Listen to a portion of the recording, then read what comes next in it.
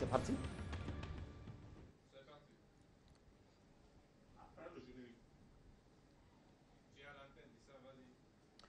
Mesdames, Messieurs, bonsoir, bienvenue sur Africable Télévision. Merci pour votre fidélité. Ce soir, dans votre émission politique, le débat, le RDA à l'épreuve du pouvoir. Quel héritage des différents régimes politiques avec M.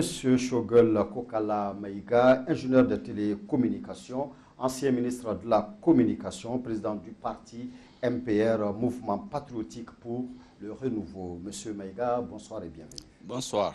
Merci d'avoir accepté notre invitation. Merci beaucoup. Merci. Notre second invité est El Hadji Baba Aïdara Di Sandi, premier vice-président du parti UM-RDA Faso Djigui, ingénieur génie civil, député de Tombouctou de 2007 à 2013. Monsieur Aïdara, bonsoir et bienvenue. Bonsoir. Merci d'avoir accepté notre invitation. Merci à vous aussi. Merci beaucoup. Et notre troisième invité est M. Modibo Diakité, historien, acteur du mouvement démocratique, vice-président de la commission politique de la conférence nationale, membre fondateur du parti CENID, ancien ministre du Travail et de la fonction publique. M. Diakité, bonsoir et bienvenue. Bonsoir. Merci d'avoir accepté notre invitation. Le plaisir est pour moi. Merci beaucoup. Monsieur Diakité, je reste sur vous. Nous allons commencer cette émission par le premier axe, l'éducation et l'unité nationale. Dites-nous quelle conception les RDA avaient-ils de l'éducation? Merci, M. Dissa. Vous savez, ça, c'est un long débat. Quand on parle d'éducation, nous sommes dans un pays qui a une très forte tradition de formation. C'est-à-dire que nous, nos ancêtres ont estimé que pour construire un pays, il fallait commencer par construire l'homme. Et la construction de l'homme passe par l'instruction et par l'initiation. Parce que l'instruction ne suffit pas. Quand un homme n'est pas construit pour former, pour participer à une œuvre collective, on ne peut pas en tirer grand-chose. Donc ça, nos ancêtres l'ont compris bien avant les Européens. Pour le moment, c'est ce que je peux dire, mon père. D'accord. Et à l'époque RDA, M. Diakité, quels étaient les défis de l'éducation? Les défis de l'éducation, c'était une... Vous savez, 2 ans après l'indépendance, le Mali s'est lancé dans un plan, un vaste programme de réforme, dont la réforme la plus emblématique a été celle de l'éducation, qui a été saluée par les institutions culturelles internationales comme l'UNESCO. Et il s'agissait de décoloniser les esprits, d'aider l'homme à se reconvertir, de passer du sujet colonial au citoyen malien bâtisseur. C'est de ça qu'il s'agissait. D'accord. Et c'est pour cette raison qu'un accent particulier a été mis sur cette éducation. Ce n'était plus un ministère de l'enseignement ou de l'instruction en tant que tel, c'est un ministère de l'éducation nationale. C'est tout un programme. D'accord. Merci, M. Diakité, M. Aïdara. Et selon vous, quelle était la conception de l'éducation selon le RDA et selon vous? Merci. Oui, allons-y. Merci.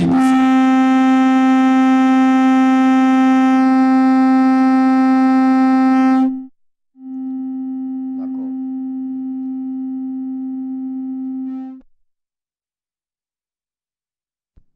Moussa, on peut aller? Merci Dissa.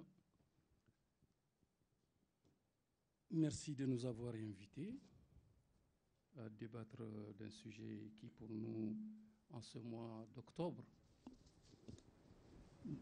octobre c'est quand même le mois de la création du RDA, le 22 octobre 1946. Yes. Être là aujourd'hui, c'est pour nous une célébration. avoir une pensée à tous nos anciens, dont le dernier ministre des différents gouvernements de Modibo est décédé le 18 du mois d'octobre, tout dernièrement. M. Salagnare, paix à son âme. Donc, il y a une génération qui part. Je souhaite surtout que les débats auxquels vous nous invitez servent à la génération, servent aux Maliens pour qu'on avance, pour qu'on ne reste pas dans ce qui est en train de nous arriver, pour qu'on corrige. Et que si, à mon avis, en tout cas ce que je pense, c'est que même si on ne sait pas où on va, on sait d'où on vient, ou on doit savoir d'où on vient. Le RDA a laissé un héritage à la création du Mali.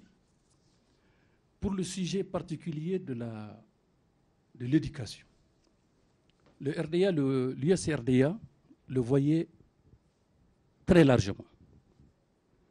Si je dis très largement, c'est à beaucoup de niveaux. L'historien, le professeur Diakité vient de dire décoloniser les esprits. Il ne faut pas oublier qu'on sort d'une longue période de colonisation. Et colonisation sur tous les plans, politiques, économiques, institutionnels, social. On nous a colonisé l'esprit parce que les Maliens, les Soudanais de ce temps-là, y compris jusqu'aux Maliens, pensaient même que nos ancêtres étaient des Gaulois. Il a fallu qu'on revienne à des meilleurs sentiments pour rappeler aux parents de Choguel que leurs ancêtres étaient plutôt les Firoun, les Sonia Liber, les Samori et autres. Donc il fallait décoloniser l'esprit. Décoloniser l'esprit et fabriquer, s'il faut le faire, construire un nouveau Malien, un homme malien digne, qui est fier de lui-même, fier de sa culture, fier de sa vision. Alors, l'éducation donc était vraiment sur un large éventail qui ne s'arrête pas seulement à l'éducation scolaire. La réforme de l'enseignement, je ne reviens pas là-dessus avec ce que le professeur vient de dire, a été saluée. Il y a eu un petit problème à un moment donné entre certains cycles qui passaient d'une période à l'autre, qui ont regretté d'avoir perdu une moitié de leur année ou quelque chose comme ça. Sinon, l'UNESCO l'a pris comme exemple pour l'amener dans les pays d'Asie du Sud-Est qui étaient de même niveau. Mais ils avaient la formation, c'était la formation du peuple, c'est la formation de la population, c'est la préparation. Et beaucoup d'activités étaient menées dans ce sens. On peut les citer très rapidement. On faisait des conférences des cadres. D'abord, il fallait que les cadres puissent apprendre, accepter de comprendre la vision et ensuite le vulgariser. Après les conférences des cadres, il y avait pour la jeunesse le mouvement pionnier. Le mouvement pionnier était un mouvement extraordinaire pour former les jeunes à comprendre, à être des patriotes, à être des Maliens dans leurs slogans, dans leurs pionniers, agir dans tout ce que ça comporte. Dans la loi du pionnier et le chant du pionnier, il fallait que les pionniers, l'enfant soit préparé à grandir. Et le mouvement pionnier était hiérarchisé entre les minimes, les cadets et les juniors. Donc la formation vient des plus âgés. Il y a également une école du parti. L'actuel NSUP est un don de l'Union soviétique à l'USRDA. Le bâtiment de l'ENSUP appartenait à l'USRDA. Avec la révolution, quand c'est revenu, ils ont cédé ça. L'Union soudanaise a cédé ça à l'État, tout normalement. Il y avait la semaine de la jeunesse. La semaine de la jeunesse était encore une autre forme de formation des masses. Tout ce qu'on ne comprenait pas à la radio dans les langues, tout ce qu'on ne comprenait pas en français dans les conférences, tout ce qu'on n'apprenait pas ailleurs, les chansons, les véhiculer pour apprendre tout. Que Modibo porte ce boubou, à Diri, on a chanté que Modibo a porté le tissage a fait perdre au bazin sa valeur. Et ça, les Nana Maman Sidi l'ont chanté, Alassane Guité était tout petit, c'était à cette période. Ensuite, il y a l'école à la radio, Ngolo, Namou. C'était pas, les jeunes d'aujourd'hui ne comprenaient pas ça, mais l'école à la radio, était attendu par les populations pour apprendre ce qui se passait et pour apprendre. Il y avait l'alphabétisation qu'on a appelée le Balikoukala. Nos mamans, on les a vus tous les soirs rentrer dans les classes quand les élèves les ont quittés pour aller apprendre à écrire au moins leur nom. Donc, il y avait cette formation. Il y a les mini-programmes. Les mini-programmes étaient tellement importants. C'est peut-être aujourd'hui une radio, peut-être pas de publicité, mais Radio Bamako le dit tous les jours. Quelle sorte de voleur es-tu? C'est des enseignements, des messages qu'on passait. L'hymne national, l'hymne des pionniers, l'hymne national, si simplement on ne faisait pas que chanter l'hymne national, si on comprenait ce que l'hymne national veut dire en le chantant, on doit être quelque part dans l'âme engagée. C'était des mots très, très, très, très forts. Les centres d'éducation populaire, le carrefour des jeunes, les grands slogans qu'on connaissait, vraiment, il y en avait beaucoup. Donc, c'était un large éventail pour former et éduquer. C'est ça que j'appelle éducation de masse. Donc, il y avait plusieurs facettes qu'il fallait apprendre et je m'arrête là par rapport à l'éducation. Merci M. Aïdara. M. Maïga, nous avons écouté M.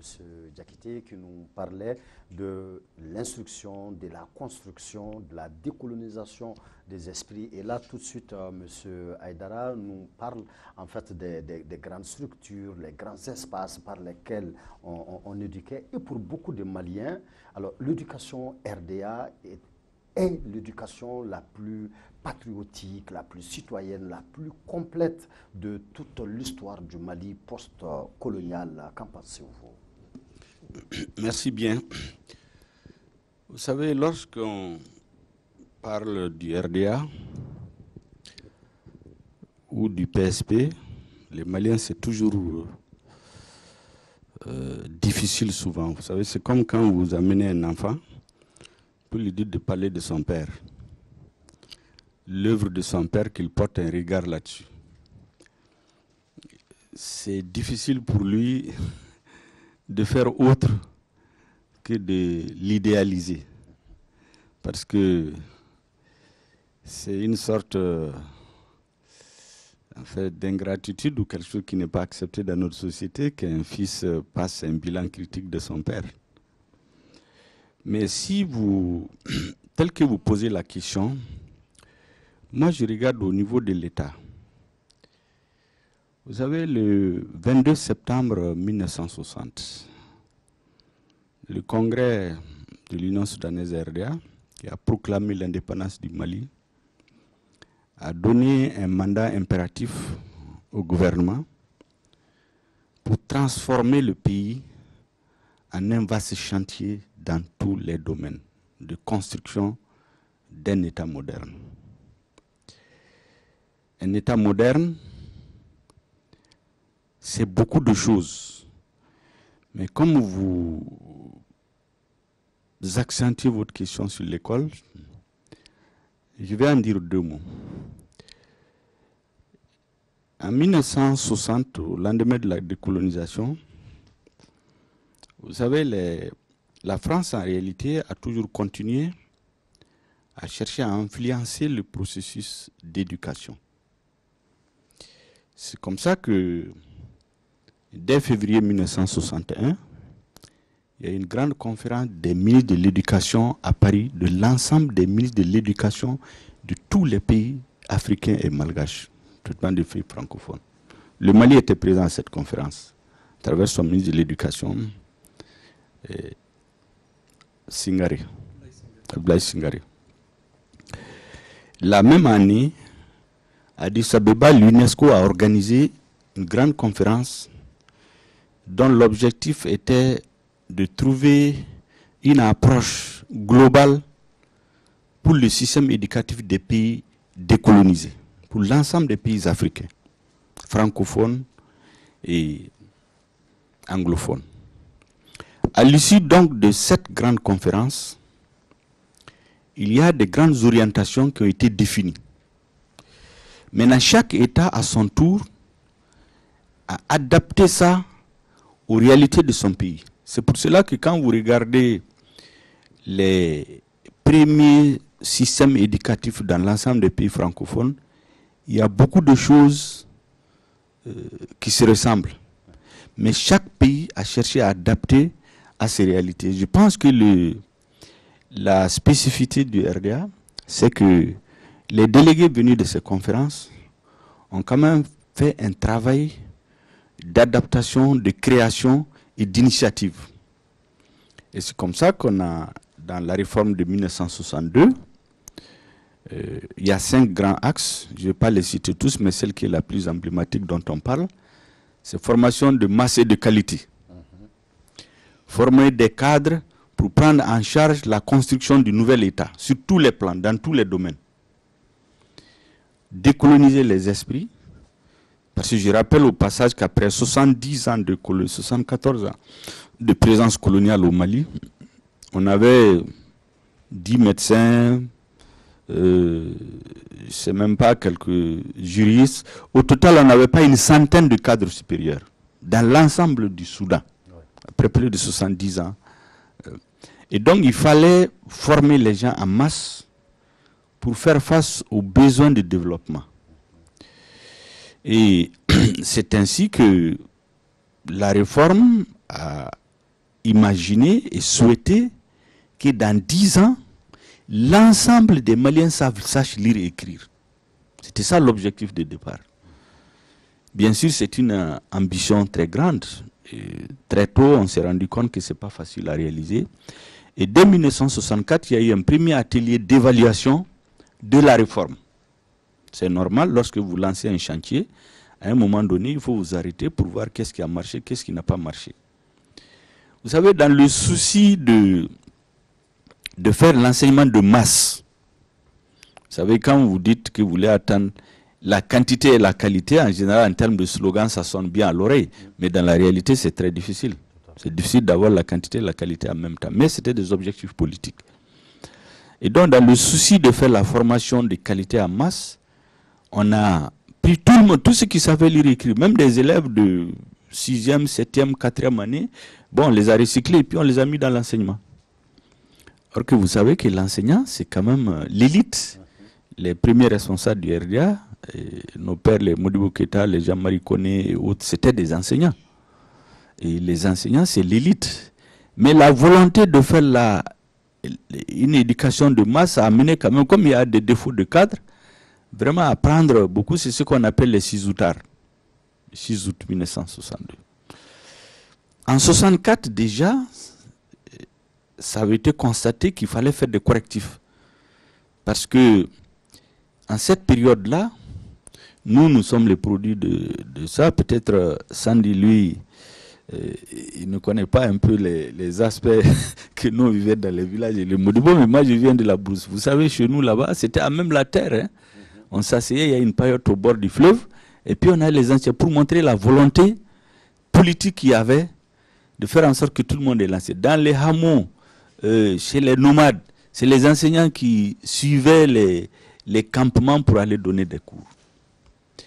Et naturellement, quelques années après, on s'est arrêté, quand je dis on, le Mali. Parce qu'encore une fois, philosophiquement, je vais dire quelque chose avant de m'arrêter. Vous savez, je pense que notre histoire, nous devons l'assumer intégralement. Tout ce qui a été fait au nom de notre pays, par les différents régimes, ceux qui ont la chance d'être dans l'action politique aujourd'hui, leur rôle, c'est de lire dans son intégralité ce qui a été fait, afin d'en identifier ce qu'il y a de bien. Parce qu'une œuvre humaine n'est jamais parfaite. Se servir de ça comme soubassement pour construire. Parce que la construction d'une nation, c'est plusieurs générations. Et je crois que jusqu'à une certaine date, c'est un peu la philosophie qui a prévalu dans l'éducation. Donc en 1964, il y a eu une première évaluation. Lorsqu'il y a eu le changement de régime en 1968, il y a eu immédiatement un séminaire des cadres pour évaluer qu'est-ce qu'on a remarqué, qu'est-ce qui ne marche pas, et apporter les correctifs. Chaque 10 ans à peu près, jusqu'à ce qu'on est rentré dans la phase la plus difficile avec les programmes d'ajustement structurel, la population qui croît, parce qu'il ne faudra pas oublier qu'en 1960, on était environ 4 millions. Aujourd'hui, on est 20 millions. Lorsqu'un gouvernement gère 4 millions et quand il gère 20 millions, c'est totalement différent. Et c'est comme ça que, à la place de quelques écoles techniques et quelques écoles professionnelles, il y avait 3 lycées. En ce moment, il y avait le lycée Terrasson de Fougères qu'on a transformé pour appeler l'appellation le lycée Askia Mohamed. Vous avez le lycée Prosper Camara et le lycée des jeunes filles. C'était les lycées qu'il y avait. Tu vois, le RDA a fait le lycée de Barlabougou. Donc, en très peu de temps, plus beaucoup d'écoles techniques, des écoles pour les formations des maîtres, ainsi de voilà. C'est quoi. Maintenant, je pense qu'il est bon de faire une projection. Comment cet héritage-là, avec ses insuffisances et ses atouts, comment il a été géré après? C'est en ce moment qu'on pourra bien comprendre. D'en parler. Monsieur Diakité, la devise du Mali, un peuple, un but, une foi, pour parler du fait que l'unité nationale a toujours été quand même un grand objectif pour les dirigeants de notre pays, réaliser cette unité nationale, faire tout pour la sauvegarder. Comment elle s'est portée déjà à l'époque RDA et comment l'éducation était au service de cette unité nationale? Merci, M. Dissa, vous l'avez dit vous-même, un peu plein but d'une fois, c'est tout un programme. Il faut se rappeler que lorsque le congrès de Bamako s'est réuni, le congrès constitué du RDA, du 10 octobre au 21 octobre, il y a eu une résolution importante à la fin du congrès. Il a dit aux différents délégués qu'une fois de retour dans leur territoire, qu'ils travaillent à la constitution pratiquement de l'unité politique au sein de ces territoires. Et que le parti qui en résulterait serait une section du RDA au sein de ce territoire. À l'époque, le Soudan qui a abrité le Congrès a estimé qu'il fallait donner l'exemple. Et c'est pour cela que dès le lendemain du Congrès, le 22 octobre 1946, le bloc soudanais de Maodo Konaté, CFIO, le Parti démocratique africain soudanais de Idrissa Diarra, qui est une sorte d'émanation des groupes d'études communistes, et le Parti progressiste soudanais de Fili Dabo ont fusionné pour créer l'Union soudanaise, section du Rassemblement démocratique africain. Section du Rassemblement démocratique africain. C'est pourquoi on dit USRDA. Et c'est pour cette raison que le boulevard qui passe devant la maison du peuple là, porte le nom du boulevard du 22 octobre 1946. C'est important. Donc l'unité, la richesse de l'unité a été une constante au sein du RDA. C'est ce que je peux préciser pour le moment. D'accord. Vous pouvez parler vraiment dans le micro. Oui. Alors, toujours par rapport à l'éducation et à la réalisation ou à l'ancrage de cette unité nationale. Est-ce que vous pouvez nous relater des faits ou alors nous parler des dispositions dans l'éducation, que ce soit à l'école, que ce soit dans la société, qui contribuaient vraiment à l'ancrage de cette unité nationale?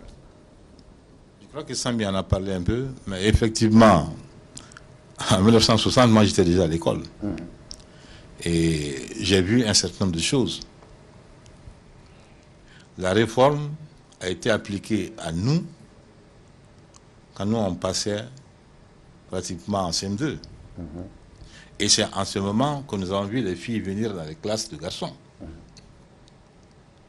Ce que je peux dire, c'est qu'il y a eu un effort important pour que les axes de la réforme se concrétisent. Il s'agissait de faire en sorte que le maximum de gens puissent aller à l'école, que cette école-là soit gratuite. Il fallait accélérer la formation des cadres parce qu'on en avait besoin. Le manque de cadres va créer un problème avec ce qu'on appelle les effets fonctions. On aura peut-être l'occasion d'en parler. Il fallait faire en sorte que pour accélérer la formation des cadres, le Mali fasse le choix, et Mali va faire le choix. Disons, l'Union soviétique et l'Union soviétique a fait le choix des grandes écoles et en place de l'université, ce qui a été salué aussi par l'UNESCO qui a considéré, n'est-ce pas, que les grandes écoles ont été une grande réussite au Mali. C'est important de le dire. Donc il y a eu des avancées importantes, mais comme Choguel l'a dit, il y a eu aussi des problèmes. L'Ecclésiaste a dit que l'homme ne vaut pas par le retentissement de ses actes, mais par la volonté qui l'anime. Tout à fait. Ok, merci M. Diakité, M. Aïdara. Est-ce que nous pouvons parler des valeurs, des principes autour desquels tous les Maliens se retrouvaient à l'époque? Oui, merci. Parce que vous savez, les principes, j'ai cité un peu là, dans le cadre de la formation et de l'éducation. Ce n'était pas des vains mots, c'était des choses qui étaient issues de beaucoup d'événements. Parce que ceux qui ont fait le Mali en 1960 ou dans les années 46, c'est le RDA, ont connu la colonisation. Ils ont vu leurs parents dans le travail forcé. Ils ont vu l'injustice. Ils ont vu beaucoup. Vraiment, la vassalité était trop grande. Et donc, c'est avec une grande force. Et bien sûr, pas seul au Mali, pas seul au Soudan ou au Mali, mais tous ensemble se sont retrouvés pour créer ces grands mouvements d'indépendance. Mais l'indépendance n'était pas simplement indépendance vide. Nous venons de dire l'éducation. L'éducation embrassait tous ces chapitres-là. Mais il fallait des dirigeants également qui donnaient l'exemple. Quand on dit un peuple, un but, une foi, quand on dit le bien public, le travail bien fait, l'intégrité, l'honnêteté, toutes ces grandes valeurs qui aujourd'hui sont en train d'être recherchées par les Maliens, même avec une torche en plein jour, on ne le trouve pas, étaient des choses qui, pour ces Maliens-là, ces dirigeants-là, étaient le comportement quotidien. Alors quand le peuple sent que le dirigeant est dans cette démarche, dans cette vision, l'unité suit. Et moi, je pense que l'unité nationale, comme vous venez de le dire, c'est le peuple qui se reconnaît en ses dirigeants qui a fait que le Mali était uni et tout le monde parlait le même langage, à mon avis. D'accord, merci Monsieur Aïdara. Monsieur Maïga, indépendance, exemplarité, intégrité, mais aussi socialisme. Est-ce qu'on peut dire que toutes les valeurs, tous les principes promus par le RDA à l'époque étaient des valeurs et des principes acceptés volontairement par tous les Maliens, ou plutôt c'était des valeurs et des principes que les Maliens acceptaient, mais par crainte, par peur des dirigeants de l'époque? Vous savez, on ne gouverne pas innocemment, comme le dirait l'autre. C'est sûr que quand vous prenez la gouvernance d'une façon générale, du point de vue des valeurs qu'incarnaient les dirigeants, je pense qu'il n'y a pas de débat. Difficilement, vous trouverez quelqu'un de bonne foi qui vous dira que les dirigeants n'étaient pas des gens qui ont une forte intégrité. Ça, c'est une chose. C'était des patriotes aussi. C'était des nationalistes. Une chose, c'est avoir ses intentions. Une autre chose, c'est dans la gestion, il y a forcément des erreurs. C'est pourquoi je disais qu'il est important que chaque phase de notre histoire, on la lise avec des lunettes suffisamment objectives dans notre intérêt. Il ne s'agit pas... Vous savez, il y a deux erreurs qu'on fait au Mali. On essaie de déifier les dirigeants ou on les diabolise. Quand vous entendez certains parler de Modibo, c'est comme un dieu. D'autres vous parlent de lui, mais dans des termes à peine respectueux. Parce que pour une raison ou une autre, sous chaque régime, il y a eu des gens qui ne sont pas d'accord souvent avec les choix. Dès que le choix du socialisme a été fait, il y a des gens qui n'étaient pas d'accord. Parce que vous savez, on est un pays quand même, historiquement, les fondements de la société malienne, c'est des fondements d'une société libérale. Tous les grands empires que vous avez connus, ils ont été fondés sur la base des échanges, du commerce. Les noms des grands empereurs qui ont laissé leurs traces dans l'histoire, c'est ça, les Maliens ont la réputation d'être des grands hommes d'affaires. Naturellement, quand vous choisissez la voie de développement socialiste, vous rentrez en conflit avec ceci. Les Maliens, quand vous regardez le parcours du RDA de 1946 à 1960, il y a 3 couches importantes qui ont constitué les viviers pour le RDA. Vous avez d'abord le monde des commerçants qui ont vraiment investi leurs biens, leur physique dans la réussite du combat du RDA.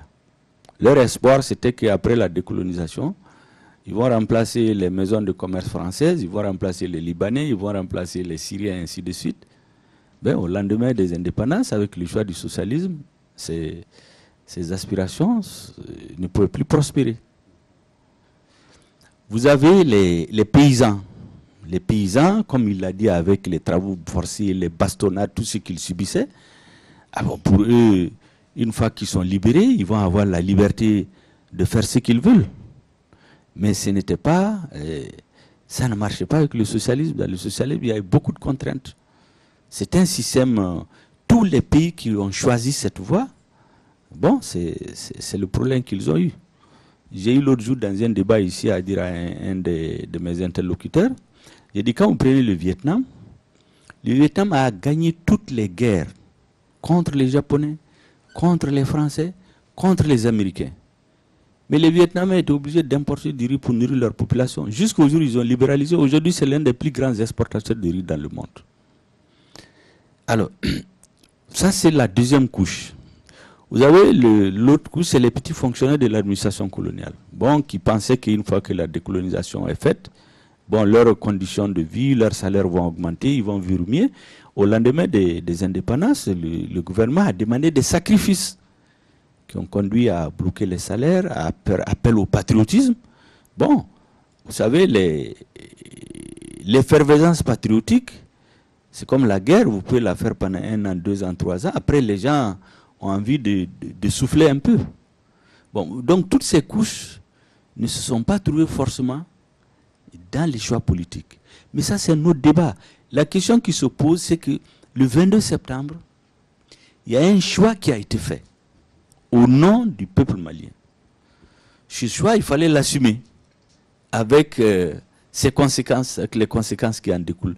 Naturellement, ça crée des frustrations, mais je dis globalement, on ne peut pas remettre en cause ni la bonne foi des responsables de l'RDA, ni leur patriotisme.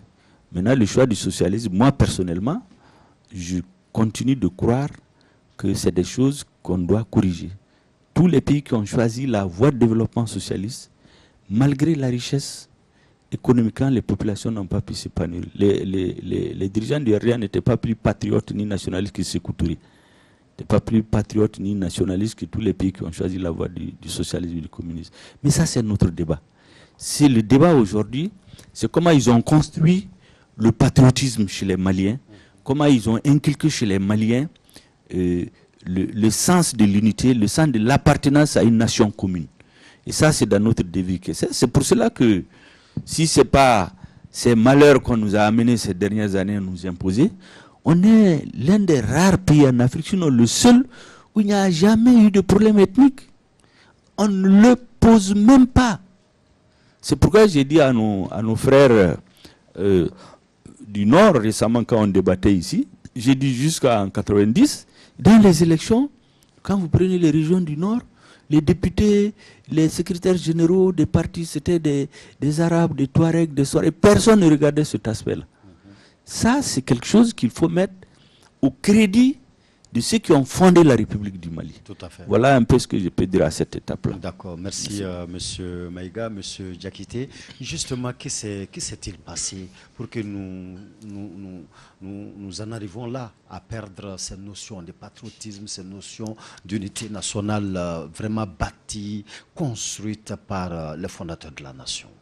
Que s'est-il passé? Merci, monsieur dit ça. Vous savez, la politique n'a pas un art facile. Et n'est pas politicien qui veut. Nous avons eu la chance d'avoir des hommes qui procèdent d'environnements sociaux qui leur donnaient la légitimité de gérer le pays, qui ont été à une école qui leur donnait pratiquement des atouts pour être considérés, n'est-ce pas, comme des gens suffisamment éclairés. Ce n'est pas n'importe qui est allé à William Ponty. Et ce n'est pas pour rien que William Ponty est devenu pratiquement la pépinière des premiers chefs d'État de la web. Ce n'est pas un hasard. Moi, j'ai pris la parole au centenaire de Modibo pour dire que sa légitimité n'était pas en cause. Et que lui-même, il venait d'une famille dont l'éducation n'était pas en cause. Et qu'il avait prouvé qu'il faisait partie des meilleurs de sa génération, parce que n'importe qui n'est pas premier au concours d'entrée à William Ponty, n'importe qui n'est pas premier à la sortie de toute l'AF. Donc c'était des hommes que l'on retrouvait aussi bien au sein de l'UNRWA qu'au sein du PSP, qui étaient des hommes valables. Modibo a insisté sur la question de la morale, en disant la force d'une nation réside dans sa force morale. Il dit dès l'instant qu'une nation, la force morale d'une nation se dégrade, ce pays s'installe dans la dégradation. Il l'a dit.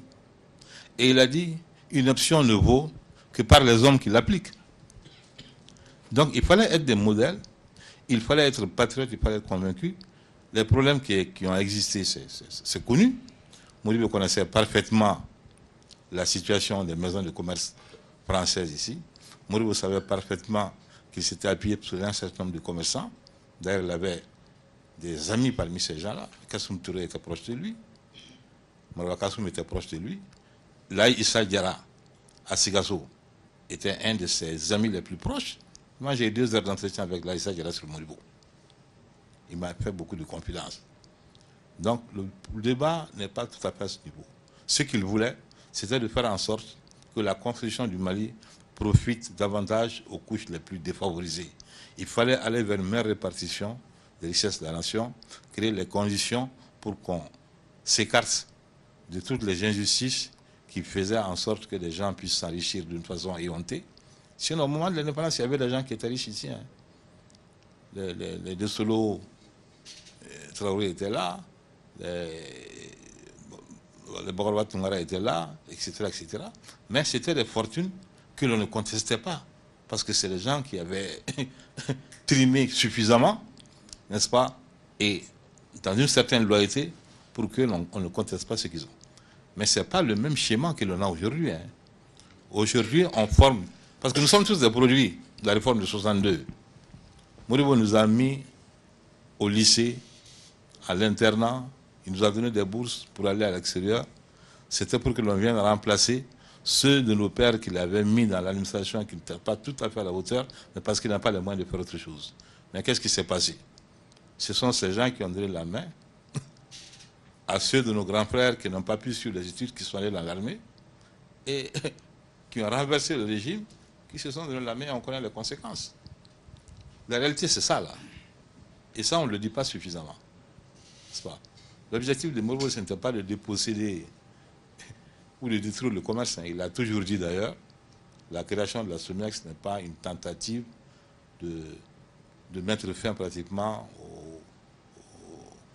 à la tradition malienne, n'est-ce pas, du commerce. Ce n'était pas ça l'objectif. D'accord. Merci, Monsieur Diakité. Monsieur Aïdara, vous aviez cité tantôt les mouvements pionniers, vous citiez les radios de l'éducation, vous avez parlé des semaines de la jeunesse, beaucoup de structures et d'étapes d'éducation et de la construction du Malien tel que voulaient les dirigeants de l'époque. Dans ces vastes lots d'héritage éducatif qu'ils nous ont laissés finalement. Alors, qu'est-ce que nous ne devrions surtout pas perdre, auquel il faut revenir maintenant et tout de suite selon vous, et pourquoi? Question assez compliquée, mais quand même, permettez-moi de parler de ce que Choguel vient de dire. Je respecte son option de choix politique, normal, mais je voulais rappeler quand même, en 1960, ce n'était pas le Mali d'aujourd'hui. C'est vrai que les difficultés étaient dues au fait qu'on faisait face à un peuple qui aussi n'était pas préparé à l'organisation d'un État dans son ensemble. Mieux, je veux rappeler la rencontre du président Modibo Keïta et du président John Kennedy des États-Unis. Après la conférence de Belgrade, après les non-alignés,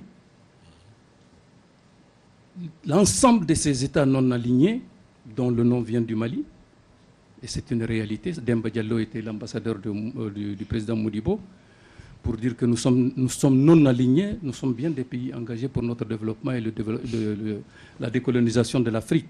Nous sommes engagés, mais nous nous sommes alignés derrière aucun bloc. Quand cette conférence a eu lieu, avec le maréchal Tito, Sukarno Putih d'Indonésie, Gamal Abdel Nasser et tout, 3 présidents ont été retenus pour aller porter le message des non-alignés aux 2 grands blocs. Modibo était le président africain qui a été choisi parmi les 3. En Asie, c'était Sukarno, et en Europe, c'était le maréchal Tito. Après leur rencontre avec Kennedy, Kennedy a invité Modibo à venir en visite officielle. Quand il était arrivé, après beaucoup d'échanges, le président Kennedy lui a dit « Mais monsieur le président, comment avec une telle intelligence vous voulez amener votre pays au socialisme ?» Il lui a répondu « Monsieur le président Kennedy, avec quel capital je vais amener mon pays au capitalisme? Les Français ne nous ont rien laissé. » Les gens doivent savoir le contexte dans lequel est né le socialisme pour que le peuple malien dans son ensemble ne souffre pas au nom d'une poignée de personnes qui étaient pro-français, qui pensaient qu'ils allaient accaparer toute la richesse pour faire leur commerce à eux. Or, ils n'étaient en réalité que des représentants de ces grandes compagnies, ces FAO et autres. En réalité, donc, il fallait... Donc, votre question, tout ce qui est... Ils ont fait de grandes formations, j'ai dit, donc la façon de communiquer, la façon... Comment ne pas le perdre, c'est-à-dire c'est la question qui me revient.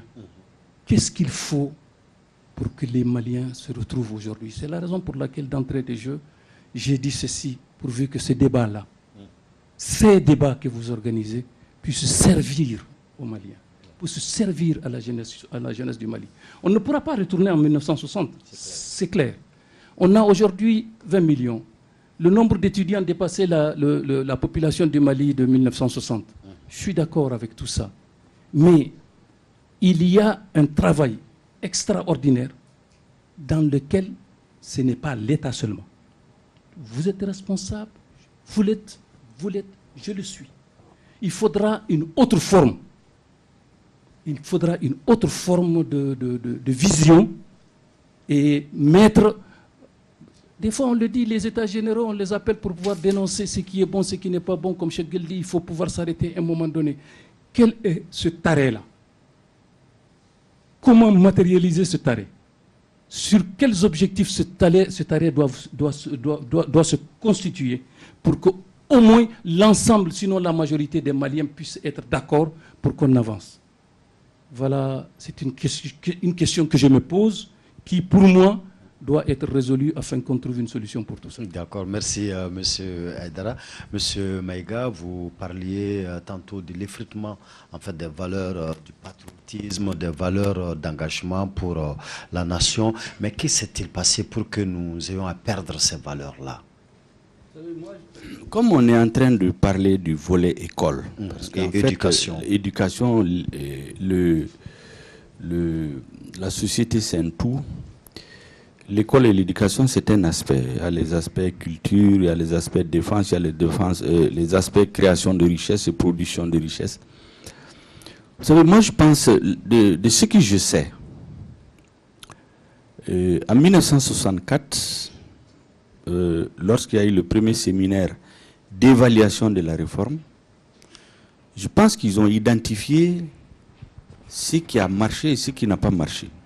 Ils ont essayé de corriger. Par exemple, je vous ai parlé des ciseaux-tards, c'est-à-dire qu'on a pris des gens qui sont sans niveau pour leur dire d'aller enseigner. Mais comme on dit, ne se trompe pas celui qui ne travaille pas. Se tromper, ce n'est pas un problème, c'est persister dans l'erreur qui est mauvais. Donc, dès 1964, il y a des enseignants de haut niveau qui ont dit qu'il faut corriger. On ne peut pas amener n'importe qui à enseigner. Donc, des correctifs ont commencé à être portés.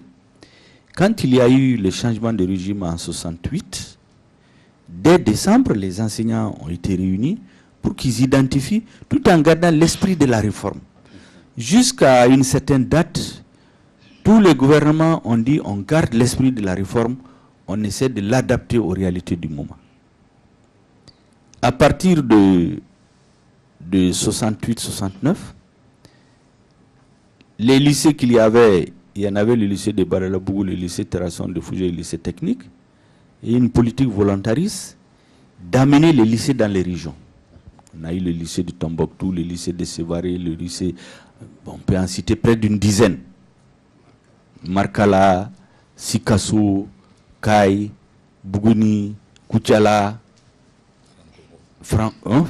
Banankoro, ça c'est les lycées.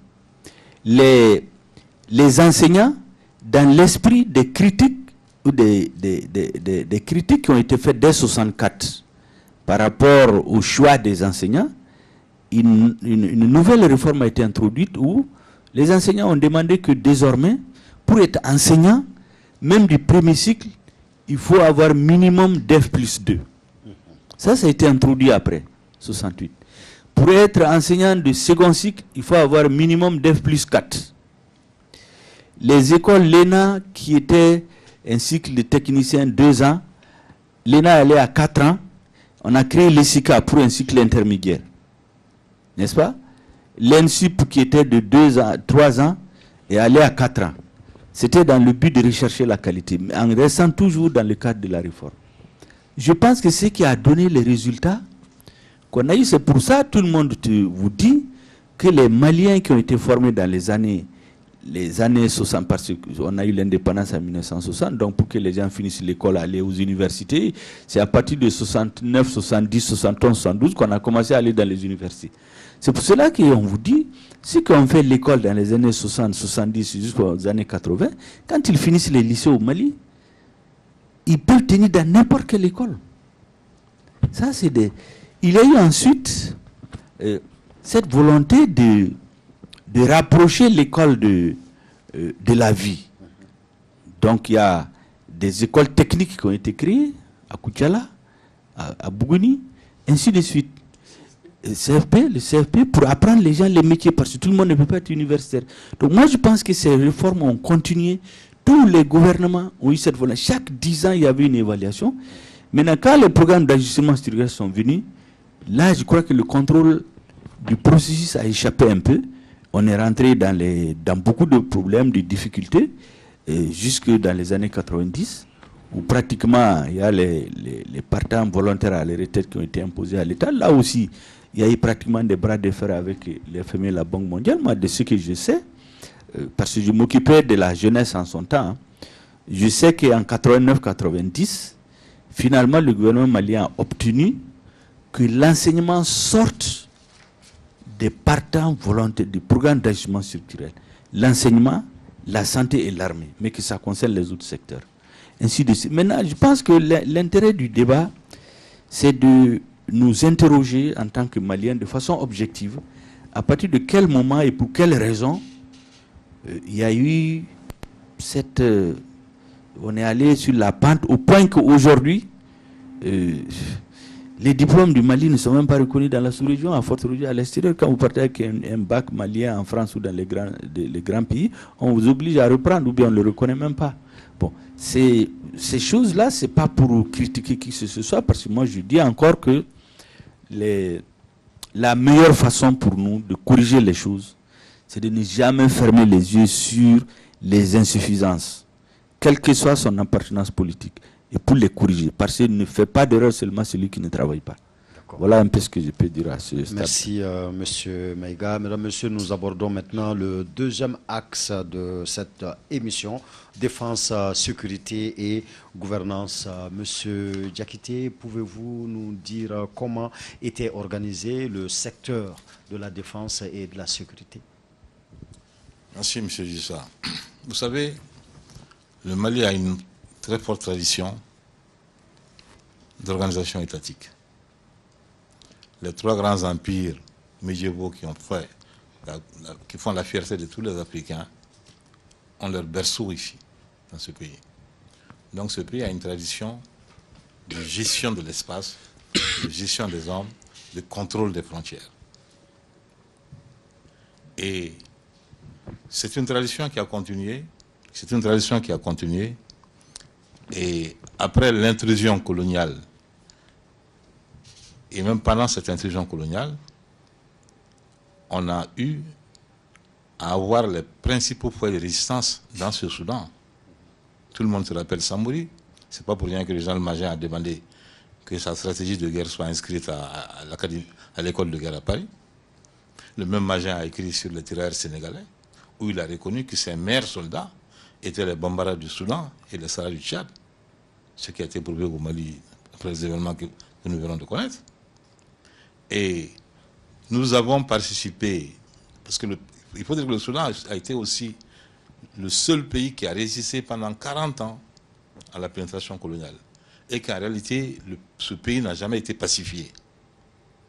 40 ans de résistance coloniale, depuis le 22 septembre 1978 jusqu'aux batailles du Gourmand 1920, il y a toute une série de résistances dans ce pays-là. Donc on sait qu'il y a des hommes qui savent se battre, qui savent résister, qui ont un sens, n'est-ce pas, de la formation militaire, de la défense du territoire. C'est vrai. Il y a eu des enfants de troupes par la suite et tout le reste. Et le Mali, des soldats maliens ou soudanais ont participé aux 2 guerres mondiales et ont participé à certaines guerres coloniales. Et c'est sur ce terreau que l'armée malienne a été pratiquement constituée. On a fait appel à ces gens-là pour construire l'armée malienne. Et à ce niveau, il y a beaucoup d'ambiguïtés qui sont entretenues, sur lesquelles il faut faire la lumière. En réalité, quand nous sommes allés à l'indépendance, dès le 1er octobre, l'armée malienne a été créée, il faut le dire. Si on dit aujourd'hui que la fête de l'armée, c'est le 20 janvier, le 20 janvier 1961, Moribo a convoqué les diplomates pour leur dire qu'il a demandé à la France d'évacuer les bases militaires qu'elle possédait au Mali ici, parce qu'il y a une incompatibilité entre la souveraineté nationale et le maintien pratiquement de bases étrangères. Et c'est pour ça que c'est donné la fête de l'armée. Et le 5 septembre 1961, le dernier soldat a quitté le sol malien. Ce sont ces dates-là qu'il faut juste préciser au niveau des jeunes pour qu'il n'y ait pas de confusion à ce niveau-là. D'accord. Merci, Monsieur Diakité. Monsieur Aïdara, quelle appréciation faites-vous de la politique RDA, de la défense et de la sécurité? À ce niveau, vraiment, je soutiens, j'apprends encore des choses moi-même avec le professeur, l'historien. Mais je dois dire que les responsables de l'Union soudanaise RDA, nous sommes partis à l'indépendance, ne peuvent pas comprendre que je sois indépendant et que je sois encore défendu par le colonisateur, l'armée du colonisateur. L'incompatibilité ne s'y est pas. Donc les responsables de l'Union soudanaise RDA se sont donc battus pour créer une armée nationale. Formation par des Maliens, des élites maliens. Le général Soumaré n'était pas général de la veille. avec toute son équipe, ils se sont mis à la formation des hommes. Mieux, avec la diplomatie, dont on va parler certainement, la diplomatie du Mali, des responsables maliens, on a pu créer, et je tiens à le rappeler historiquement, la plus grande armée au sud du Sahara. Le Mali avait la meilleure armée, la plus équipée et la mieux formée. Elle n'était pas formée que des récupérés de la rue ou bien des enfants perdus. C'était des hommes engagés, prêts. Alors, une des raisons, vous parlez de la défense nationale, on est obligé de rappeler cela, parce que certes c'est une partie de notre histoire, la première rébellion. C'est parce que tout simplement l'armée était plus forte que les rebelles, malgré que les rebelles aient été armés par qui on sait, mais l'armée était plus forte. Ce n'était pas le cas en 2012, où ils ont pris les bases aussi facilement au Mali. C'est que l'armée a dégringolé depuis. C'est vrai qu'en un moment, le régime qui a suivi, qui était un régime militaire, a entretenu, mais n'a pas su entretenir et garder la force de cette armée-là.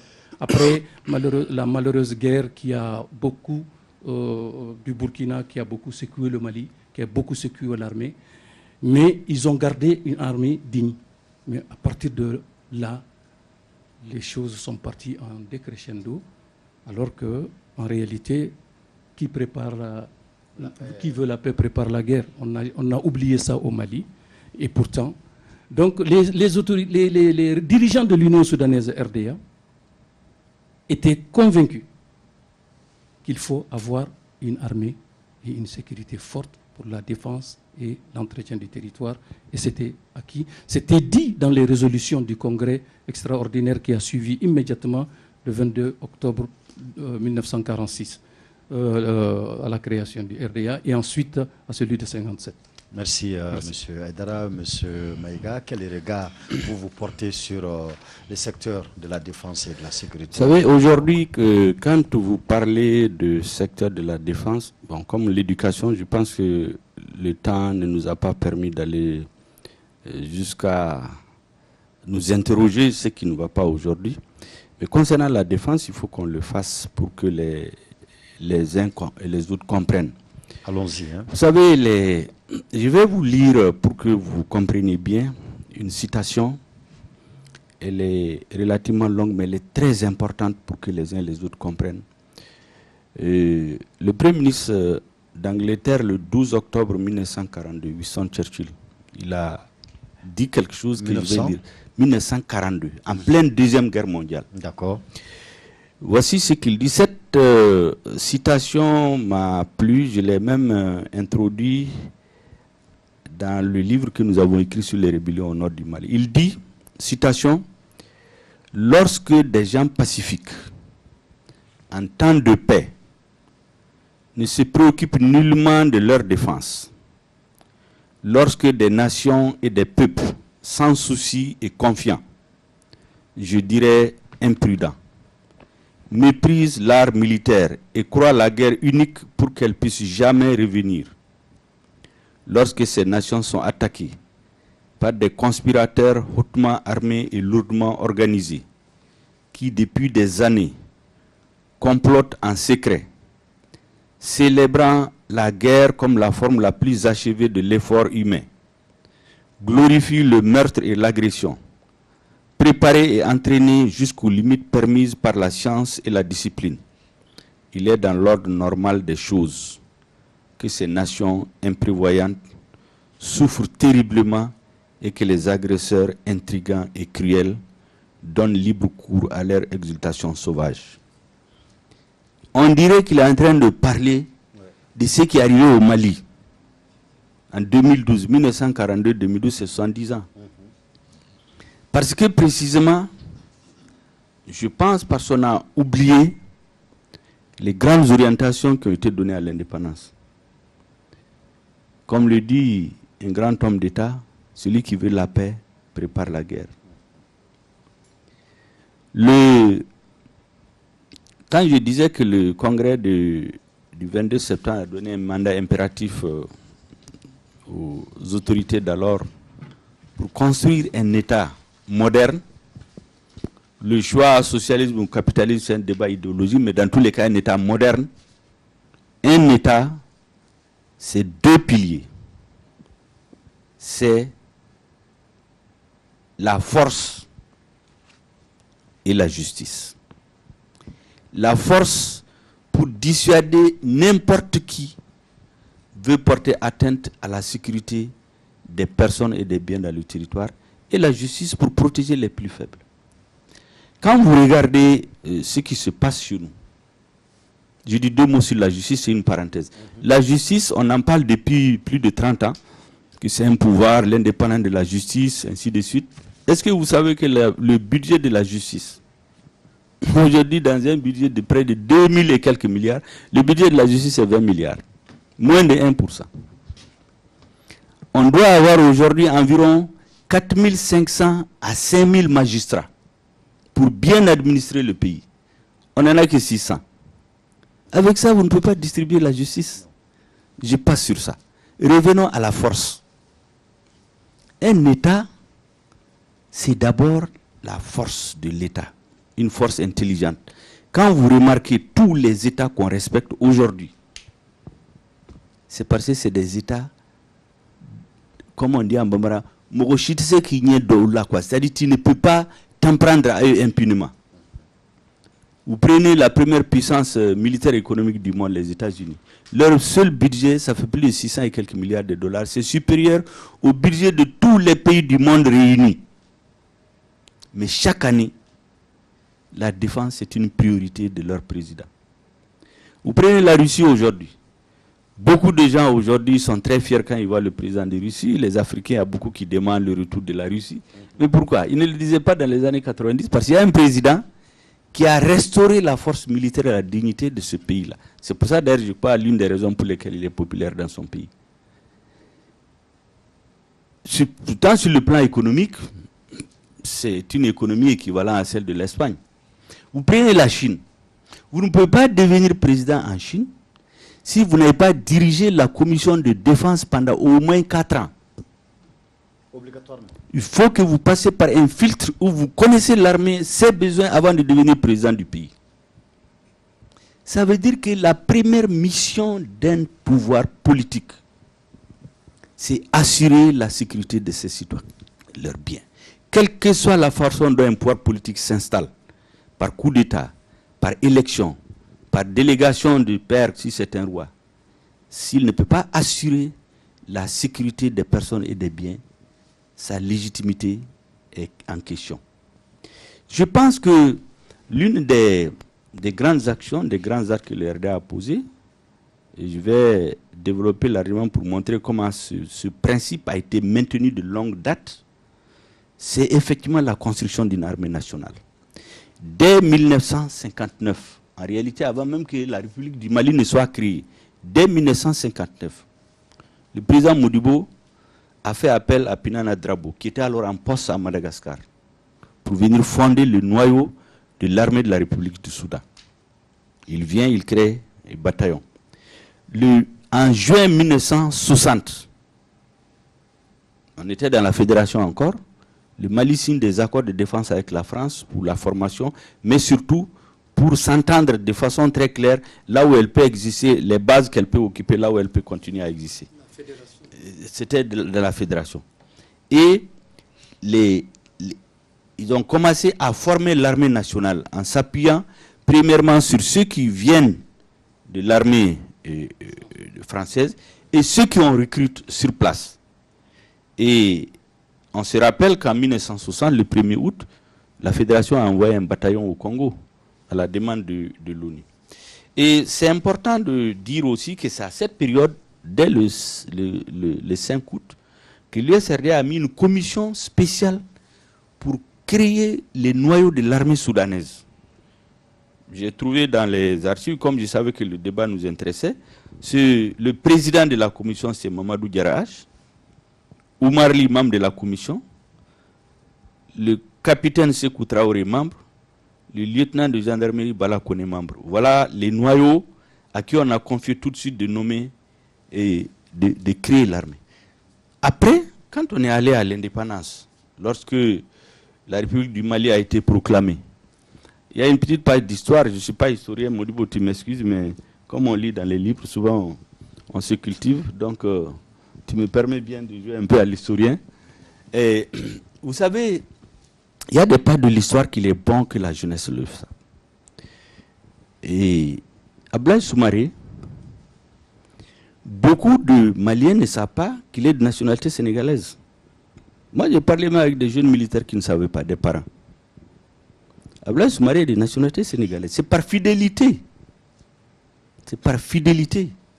Parce que l'éclatement de la fédération, il y a plusieurs versions. La France avait sa main derrière, les Sénégalais, les Français. Mais ce qui a mis l'étincelle, qui a mis le feu aux poudres, c'est la nomination d'Abdoulaye Soumaré comme chef d'état-major général des armées, qui était sénégalais, à la place du colonel Fall, proposé par les Sénégalais. Et donc, naturellement, quand la fédération a éclaté, par fidélité à Modibo, Modibo a demandé qu'il vienne au Mali. Parce que les Sénégalais l'avaient arrêté, il était citoyen sénégalais. Et comme il avait la nationalité française, donc il s'est prévalu de sa nationalité française, il a été libéré. Et donc, comme il y avait une confiance totale entre lui et Modibo, Modibo a demandé à la France de le lui envoyer comme coopérant. C'est ainsi qu'il est venu au Mali pour fonder notre armée. Comme coopérant français, il est de nationalité française. Et il a fait son travail, c'est pourquoi nous disons que c'est le fondateur de notre armée. Je pense qu'aucun Malien ne le dénie. Et il est resté dans cette considération jusqu'en 1964 à son décès, où il a été accompagné avec tous les honneurs. Et donc cette armée, comme l'autre l'a dit, avec l'appui des pays socialistes, a créé les bases de l'armée moderne. Jusqu'en 1968, on avait, je crois, 2 ou 3 MiG, on avait des avions de transport, et on avait des blindés, et quand même il y avait 9 bataillons sur le territoire. Les grandes zones de défense étaient occupées. Maintenant, c'est important de comprendre comment on a évolué et comment on s'est retrouvé dans la situation où on est. Si le débat nous le permet, on va le faire. Parce que c'est en ce moment qu'il y a intérêt pour les Maliens de comprendre qu'est-ce qui s'est passé. Pourquoi une nation aussi brave, comme Modibo l'a dit, on a un pays qui a une longue tradition guerrière. Tous les grands empires qui se sont constitués ici ont eu des armées fortes. La résistance et la pénétration qu'on a été la plus longue, c'est ici. Dans l'armée française, les soldats les plus braves, c'était ceux qui venaient du Soudan. C'est pourquoi quand on nous dit que nos soldats fuient, on ne peut pas croire. D'ailleurs, il y a j'ouvre une parenthèse, il y a un militaire de la MINUSMA en 2015. Lorsque les populations de Gao sont sorties, il y a eu des affrontements, il a tiré sur, il y a eu des morts, mais les gens continuaient. Le jour où il partait, il a dit aux populations, les jeunes que j'ai vus, malgré les coups de feu, tenaient. Une armée qui vient de ce peuple ne peut pas être une armée qui fuit. Allez-y chercher les raisons de ce qui arrive à votre armée ailleurs. Ce n'est pas les gens. Ça, c'est un étranger qui a dit aux jeunes de Gao avant de partir.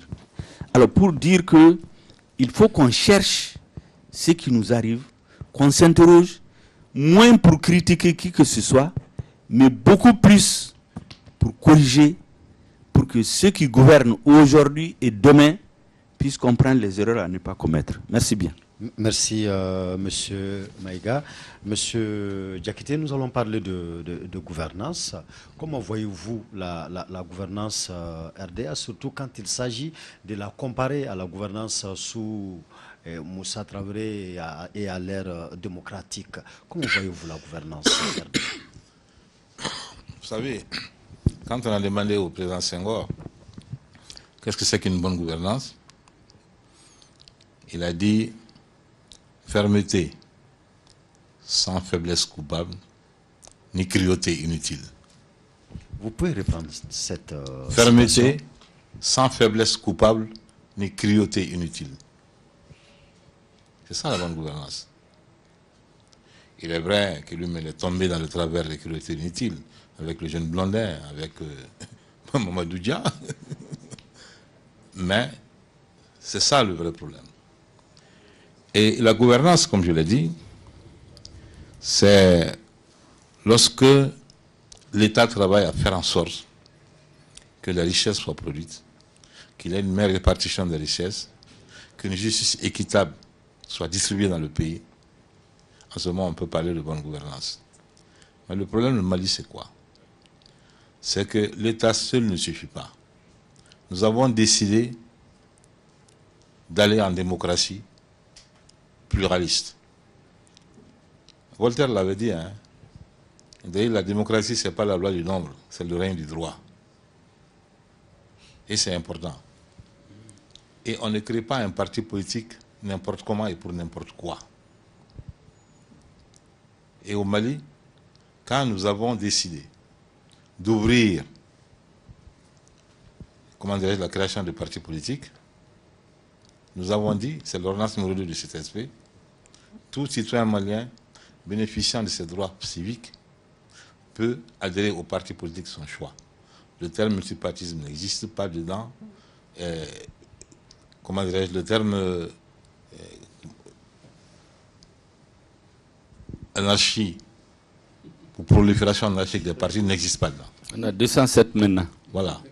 Donc, 207. Donc, un parti, c'est un creuset.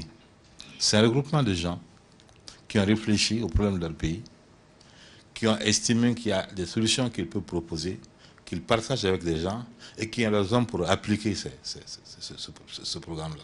Et c'est pourquoi il faut un projet de société qui puisse être décliné en programme de gouvernement pour prétendre accéder au pouvoir. Parce que c'est la seule porte pour accéder au pouvoir. D'accord. La société civile ne doit pas accéder au pouvoir. Elle peut accompagner, servir le pouvoir d'une manière ou d'une autre, mais la société civile doit accéder au pouvoir. D'accord. Et c'est la confusion que l'on fait, qui fait qu'on est dans une sorte de prolifération de partis politiques, parce qu'on est sous le régime de la déclaration. Donc la plaie essentielle aujourd'hui, c'est les partis politiques. Il faut qu'on arrive à régler ce problème-là. Comment accéder au pouvoir? Pour y faire quoi? C'est important. Hein? Dans la déclaration de politique générale, il nous faut aujourd'hui des programmes de gouvernement. Un Premier ministre qui va aujourd'hui avec une déclaration de politique générale, c'est un Premier ministre qui ne sait pas où il va. Choguel a cité Churchill à un certain moment, mais Churchill était important. Pourquoi? Parce qu'il avait prévu, depuis les accords de Munich, Churchill avait prévu que Hitler accéderait au pouvoir et que ce serait la fin de la paix en Europe et peut-être même dans le monde. Et c'est pourquoi quand Hitler est arrivé au pouvoir, le roi George V l'a appelé, il lui a dit « Je te confie le pays, parce que toi tu avais prévu ce qui est arrivé ». Et c'est en ce moment qu'il a prononcé son fameux discours mémorable. « Je n'ai rien d'autre à offrir que du sang, des larmes et de la peine, mais je sauverai le pays. I have nothing to overput ». C'est ça, Churchill. Merci, Monsieur Diakité. Monsieur Aïdara, la même question. Comment voyez-vous la gouvernance RDA, surtout quand il s'agit de la comparer à celle sous Moussa et à celle que nous voyons maintenant? Vous savez, les comparaisons sont difficiles pour la bonne raison que Choguel, dans son introduction, dit que nous sommes, en venant ici, parler du RDA et du PSP, c'est comme un enfant qui vient qui vient aller contredire l'héritage de son père. Moi, personne n'est plus mal placé pour le dire. Mais je suis issu d'un parti politique. Et pour moi, pour la gouvernance et la manière d'administrer et de gouverner un État, elle est aussi basée sur le comportement des dirigeants, mais aussi le fonctionnement des institutions que nous mettons en place pour répondre de manière efficace à la demande du peuple, aux exigences. Je pense que c'est ça la gouvernance. Donc, les institutions, le fonctionnement des institutions, la réponse des institutions pour satisfaire le peuple et les dirigeants qui sont chargés de le mettre en œuvre. Parce que c'est toujours lui qu'on voit. C'est toujours lui qu'on voit. Quand tu parles de gouvernance au Mali, aujourd'hui, tout le monde te dira Ibeka. On a l'impression qu'il est le seul. Ce n'est pas le seul, c'est un ensemble. Donc un ensemble d'hommes, un ensemble de systèmes, mais qui doivent donner l'exemple à tous les niveaux. Donc quand c'est reconnu ici que les responsables de l'USRDA étaient des exemples de probité, de respect du bien public, de dignité, d'honnêteté, de toutes ces qualités réunies, ils ne peuvent qu'avoir l'adhésion du peuple derrière. Et ça permet de faire fonctionner la gouvernance de manière satisfaisante, en dehors des erreurs politiques, en dehors des orientations, en dehors de toute autre chose. Et je vais donner un exemple dans ce sens qui est un exemple historique, à mon avis. Vous savez, donner le bon exemple même, c'est le rôle du responsable le premier pour que le peuple t'accompagne, pour que le peuple te comprenne, pour que la masse te comprenne. Modibo, quand il a fait la réconciliation de Hassan II et de Ben Bella à Bamako en 1963 pour arrêter la guerre des sables, ça c'était une tentative de l'ensemble du monde. Je dis le monde entier a tenté à essayer de les réconcilier, n'ont pas réussi. Le roi Faisal, au nom de la communauté islamique, les a invités devant la Kaaba, 2 musulmans, il n'a pas réussi. Modibo les a réconciliés à Bamako pour arrêter la guerre des sables. Hassan II, Ben Bella, en présence de l'empereur Haïlé Sélassie. Mais à cela, il a eu le prix Lénine de la paix. En son temps, en 1963, ça faisait 6 millions. Il a eu le chèque.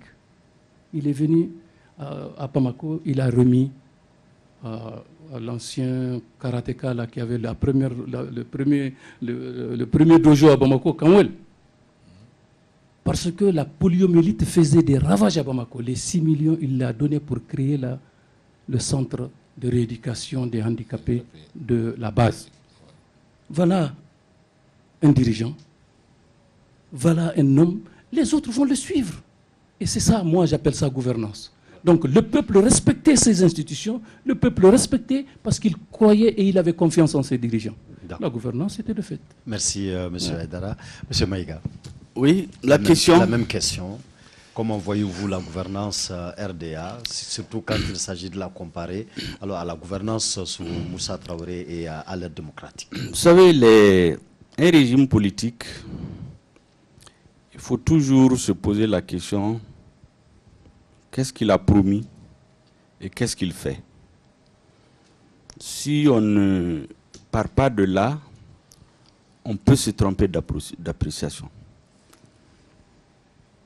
Le RDA en 1960, à l'indépendance, je vous ai dit, les Maliens espéraient être beaucoup plus libres que sous la colonisation, avoir plus de bien-être, vivre mieux, être mieux éduqués.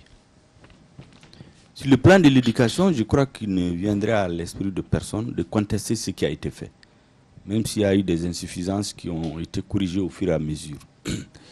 Et j'ai expliqué ici que de ce que je sais, jusqu'en 89, chaque 10 ans pratiquement, il y a des réformes. La dernière grande réforme qui était envisagée, c'était la création d'une université en gardant le système des grandes écoles qui ont été créées avant. Donc ce système, on a dit qu'il a de la valeur, il ne faut pas le changer. Mais comme les universités dans tous les pays africains, c'est le même système, c'est dans la capitale, tout le monde s'entasse, il avait été prévu de créer une université décentralisée et professionnalisée. Décentralisée pour que les grandes régions aient des pôles universitaires. Professionnalisée en fonction des spécialités. Par exemple, il était prévu de créer la faculté d'électricité et d'énergie à Kaï. Ça se comprend, il y a les barrages, il y a les mines. La faculté d'agriculture à Sikasso, la faculté qui s'occupe des sciences halieutiques et animales à Mopti, la faculté des lettres et architecture à Gao, l'architecture à Gao, la faculté des lettres et anthropologie autre à Tombouctou, l'ENA à Ségou, plus maintenant les instituts. Comme ça, les gens font un tronc commun après le bac. Après, vous choisissez si vous voulez rentrer dans les grandes écoles, vous faites les concours. Les autres vont dans les écoles techniques agricoles qui étaient créées un peu partout. Donc c'est une politique qui a été abandonnée. Moi, je ne juge pas. Ceux qui l'ont décidé le moment où ils ont décidé, c'est eux qui l'ont fait. Ils ont leurs raisons, mais je constate seulement au résultat. c'est que finalement on a créé l'université à Bamako, tout le monde est à Bamako, les problèmes ne sont pas résolus. Or avant on cherchait à résoudre deux problèmes. D'abord décentraliser, que toutes les régions profitent de le développement de l'école, mais aussi qu'il y ait une sorte de brassage. Parce que souvent, quand vous voulez faire une spécialité, vous voulez faire l'agronomie ou autre, quelle que soit la région d'où vous venez, vous partez à Sikasso. Ainsi de suite. Ça, c'est très important. Et ça, ce n'est pas en rupture avec ce que le RDA avait. C'est l'amélioration au fil des années. Parce que quand tu gères 4 millions de personnes ou quand tu gères déjà 9 millions, ce n'est pas la même chose. En matière de défense, parce que je prends les éléments de la gouvernance, en matière de défense, c'est la même chose. Je vous disais qu'on avait 2 MiG, plus un avion de transport, ainsi de suite, et 9 bataillons en 68. Mais 20 ans après, mais on avait plus d'une trentaine de MiG. Je ne parle pas des chars d'assaut, on ne parle pas des hélicoptères de combat, on ne parle pas des avions de transport. Comme il l'a dit, à toutes les étapes, là, on a eu l'armée la plus puissante de la sous-région. On a eu à faire à 2 guerres que le Mali a emportées. Il y a 2 pays dont je ne veux pas citer les noms pour des raisons que vous comprenez, qui ont voulu avoir des prétentions sur des parties du territoire malien. Il a suffi de survoler la frontière avec 2 MiG et les choses se sont arrêtées. C'est des pays voisins. Parce que la doctrine qui était élaborée dès le départ, c'était un pays vaste, parce que pour que les gens comprennent, le Mali est aussi vaste que le Sénégal, la Guinée, la Côte d'Ivoire, le Burkina réunis. Quand un pays est comme ça, avec le désert, la stratégie de défense, c'est d'avoir la suprématie dans les airs. Et envisager, en cas de situation difficile où vous êtes attaqué sur plusieurs fronts, que vous puissiez y faire face. Les gouvernements qui ont succédé ont mené ce processus jusqu'à son terme. Et personne ne pouvait se hasarder à attaquer le Mali. Comme j'ai dit, on a eu à faire face à 2 guerres, à 2 tentatives de guerre et une rébellion. Au niveau de l'école, on en a parlé, les niveaux de l'école. Je ne parle pas des problèmes politiques qu'il y avait, les difficultés avec les syndicats, ça c'est une autre affaire. C'est exactement comme quand les gens, par exemple pour faire le bilan du RDA, suivant que tu veux les critiquer, tu t'attardes sur le fait qu'on a supprimé les libertés, il n'y a plus de partis, les gens étaient en prison, d'autres sont morts. Mais vous savez, dans l'histoire des nations, on en trouve toujours des choses comme ça. L'important, c'est de voir qu'est-ce qu'ils voulaient faire, qu'est-ce qu'on a laissé. Alors, donc ça, c'est concernant l'armée et l'école. Et moi, je trouve qu'un pays, c'est son armée, c'est son école, c'est les outils de développement. J'ai dit, vous regardez l'électricité qu'on consomme jusqu'à aujourd'hui. Les 80%. Ça vient des barrages qui ont été réalisés dans les années 80. Les grands aménagements à l'office du Niger pour assurer l'autosuffisance. C'est un choix qui avait été fait depuis du temps du RDA. Mais ça a continué parce que l'État, c'est une continuité. Aujourd'hui, j'ai dit, les gens de Gao, quand vous les voyez manifester, la route Sévaré-Gao, les gens voient comment c'est un cordon vital. Ça a été fait à un moment donné. Vous avez vu? Donc, c'est tout ça, je pense, qui est l'héritage de notre pays, qu'on devait prendre. Maintenant, tout ce qu'on a trouvé là, qu'est-ce qu'on en a fait? La grande question, c'est ça. Qu'est-ce qu'on en a fait? D'accord. Parce qu'on doit s'améliorer au fur et à mesure. Je dis, quand vous avez 20 millions d'habitants, vous n'avez pas les mêmes problèmes à gérer que quand vous avez 4 millions. Tout à fait. Ouais. Mais aussi le budget. Je dis, le budget du Mali en 1990, c'était de l'ordre de 220 et quelques milliards. Aujourd'hui, c'est 2200 milliards. Voyez-vous. Beaucoup de choses ont vraiment changé, Monsieur Maïga. Eh bien, il ne nous reste plus que 7 minutes. Voilà, 7 minutes. Ouais. Monsieur Diakité, comme dernier mot est sur une question. Finalement, en 1968, il y aura un coup d'État. Et nous n'étions pas là. Mais ce qu'on a appris, c'est que ce coup d'État quand même a été bien accueilli par beaucoup de gens à Bamako et partout voilà, dans le Mali. Alors, comment expliquez-vous ces faits? Comment, quand on écoute aujourd'hui tout ce qu'on dit de la gouvernance de Modibo Keïta, de l'exemplarité des cadres de l'époque, comment comprendre alors que le jour J du coup d'État, eh bien, c'était l'Alliance populaire à Bamako? Question pour tout le monde. L'Alliance populaire, je ne dirais pas, mais j'étais là. Moi, j'étais à Bamako, j'étais au lycée. Le micro... Je dis, j'étais à Bamako, j'étais au lycée. J'ai vu ce qui s'est passé. Vous savez, quand les gens prennent le pouvoir par la force, il n'y a pas beaucoup de gens qui s'opposent. Premier élément. Deuxième élément, c'est arrivé à un moment où il y avait eu une succession de crises importantes dans le pays. Et sur le plan politique, il faut dire aussi qu'il y a quand même des gens qui ont eu le courage de désapprouver le coup d'État. Le PMT a fait, le Parti malien de travail de Abraham Babatouré a fait quand même une déclaration qui condamnait pratiquement le coup d'État. Maintenant, l'homme de la rue, c'est une autre histoire. On n'a plus le temps de revenir sur ça. Mais ce que je voudrais dire sur la gouvernance, c'est que le père de la Constitution de 1958, là, que nous avons copié, Michel Debré, il a dit ceci. Il a dit les 4 piliers sans lesquels un État cesse d'exister sont les suivants. L'éducation, ce que nous on appelle l'Adamou. La sécurité, ce qu'on appelle l'Akana. La santé pour tous, Kenya. L'autosuffisance alimentaire pour toute la population, donc pas. Si ces 4 piliers ne sont pas garantis, il n'y a pas de bonne gouvernance. D'accord. Merci, M. Diakité, M. Aïdara. Comme dernier mot. Sur la base de la même question. Sur la base de la même question, non, c'est... Je n'étais pas à Bamako, il a dit Bamako. Je n'étais pas à Bamako. Mais la gestion d'un pouvoir, je l'ai souvent dit, la gestion d'un pouvoir a beaucoup de facettes. Et tout le monde ne peut pas être satisfait. Surtout si l'ennemi du pouvoir est invisible. Je l'appelle invisible parce que ça s'est préparé quelque part, ce coup d'État. Ce coup d'État contre le régime de Modibo était quelque chose de préparé bien avant 1968. Il l'avait dit lui-même. Déjà, oui, bien sûr, parce que lui, il a été un homme qui a été envoyé. Le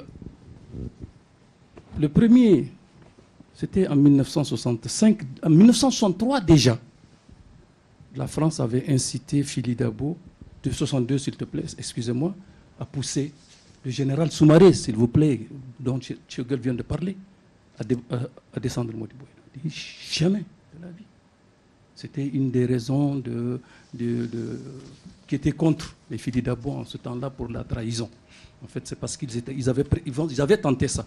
Mais le général Soumaré ne s'est pas prêté au jeu.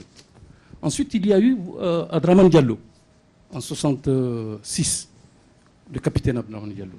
Mais ça s'est arrêté à cause de la guerre d'Algérie, en 1965. En 1966, quand on l'a tenté, ça s'est arrêté par la chute d'un Nkrumah.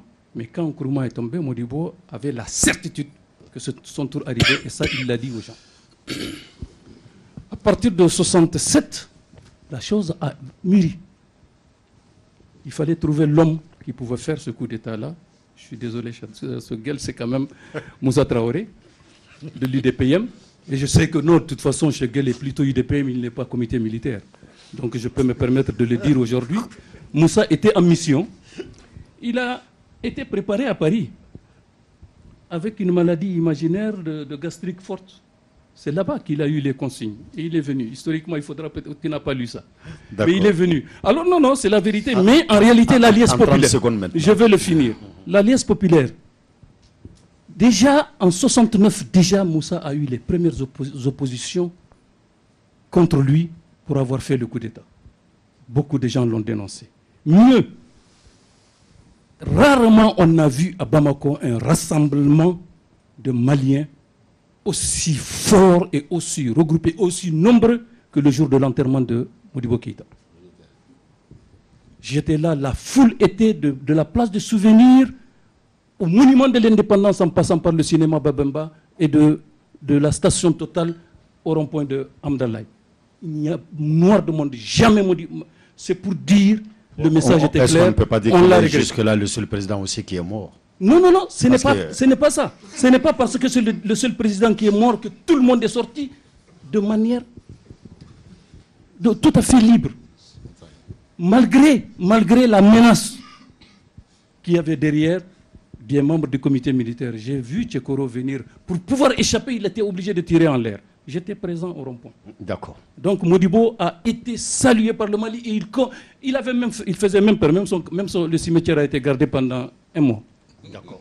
Merci, monsieur Aidara. Monsieur Maïga, vous avez maintenant 1 minute 30. Merci. Juste 1 minute 30. Merci beaucoup. Le temps ne nous... Allô?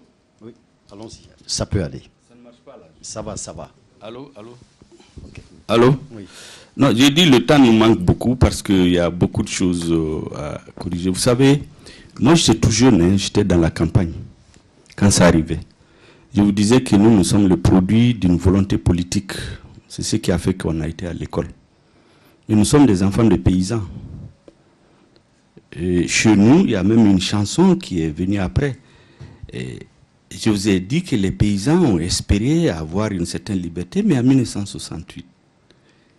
Mais à Bamako ici, les gens se levaient à 4 h du matin pour avoir 2 kilos de riz par membre de famille avec des cannelles. Il n'y avait pas de sécheresse, il n'y avait rien.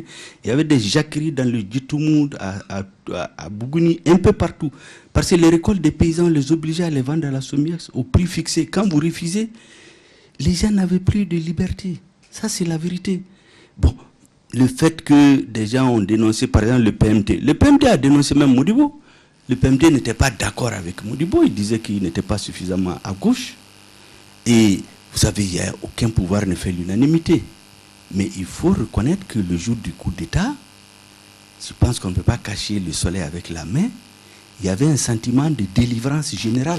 Maintenant, idéologiquement, les gens peuvent être contre. Concernant le coup d'État de Moussa Traoré, moi, je ne connais pas les détails que vous dites là. Je ne suis pas mais je vous dis seulement, lisez les mémoires de Focard. Il a parlé de tous les coups d'État qui se sont passés en Afrique. Le coup d'État du Mali, quand ça s'est passé, il dit qu'il est allé dans le bureau du général de Gaulle.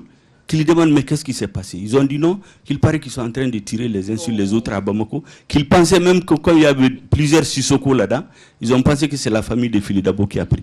Maintenant, vous savez, concernant les coups d'État, concernant sur le RDA, il y a beaucoup de scénarios qui ont été écrits, développés dans les débats politiques. C'est difficile de connaître toute la réalité. Moi, je dis seulement que le fait que les citoyens n'avaient plus de liberté, même le RDA, tous ceux qui ont fait le RDA de 1946 jusqu'à 60, en 68, ils étaient tous en disgrâce, à part les 3 responsables du Nord, notre père Mamadou Hassan Haïdara, Yacouba Maïga Lucini Touré, tous les autres, Kaï, Koulikoro, Sikasso, Ségou, les Jean-Marie, tous ceux qui ont, même Awaketa, lisez les mémoires de Awaketa, même ceux qui ont fondé le RDA, il dit à Nara, ils étaient tous en disgrâce. Parce que le bureau politique a été mis en parenthèse, il n'y a plus d'institution. En 30 secondes maintenant. Vraiment, c'est un débat. Moi, je pense que notre histoire, il faut qu'on la regarde et qu'on prenne les faits tels qu'ils sont. Je dis ici, personne ne peut remettre en cause le patriotisme des responsables du RDA. Mais ne faites pas croire aux Maliens qu'en 1968, les Maliens étaient dans le bonheur. L'écrasante majorité des Maliens étaient étouffés. Il y avait les pénuries, il y avait des gens qui devaient être fusillés. Demandez la famille de Barema Bokoum. Merci. On l'a convoqué. Je la connais mieux que toi. D'accord. Mais c'est ça la vérité. D'accord, monsieur Maïga, je suis au regret d'arrêter. C'est très bien arrivé à la fin du temps imparti avec toutes mes excuses.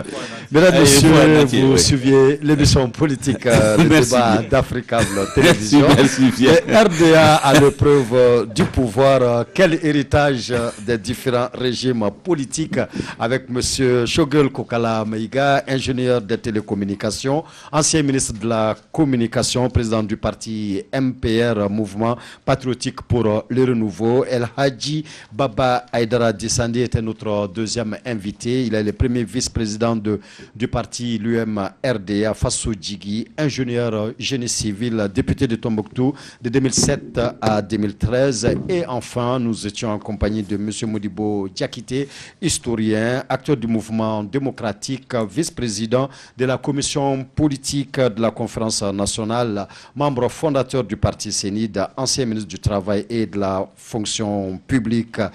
Pour ma part, mesdames et messieurs, ce fut un réel plaisir de vous servir ce numéro de politique, le débat. Nous nous donnons rendez-vous dimanche prochain. D'ici là, portez-vous bien et passez une excellente semaine de travail. Au revoir.